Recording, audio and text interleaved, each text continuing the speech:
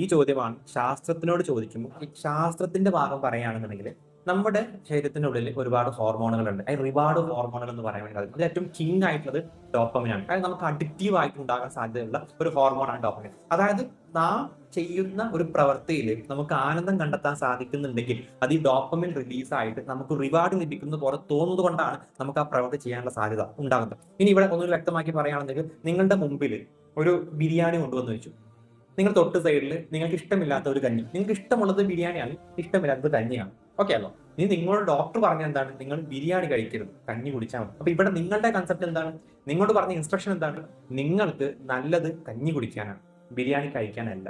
പക്ഷെ നിങ്ങളുടെ മൈൻഡ് പറയുന്നത് എന്തായിരിക്കും? അല്ലെങ്കിൽ നിങ്ങളുടെ തലച്ചോറിൽ ഉണ്ടാകുന്ന ഡോപ്പമിൻ എന്ന് പറയുന്ന ഹോർമോൺ റിലീസ് ചെയ്യൽ എവിടെയായിരിക്കും? ഈ ബിരിയാണി കഴിക്കുമ്പോൾ ആ ഡോപ്പമിൻ കൂടുതൽ റിലീസ് ആവും. അതായത് നിങ്ങൾക്ക് കൂടുതൽ റിവാർഡ് കിട്ടണമെങ്കിൽ ബിരിയാണി കഴിക്കണം. അപ്പൊ നിങ്ങളുടെ തലച്ചോറിന്റെ കൂടുതൽ ആകർഷണം എവിടേക്കായിരിക്കും?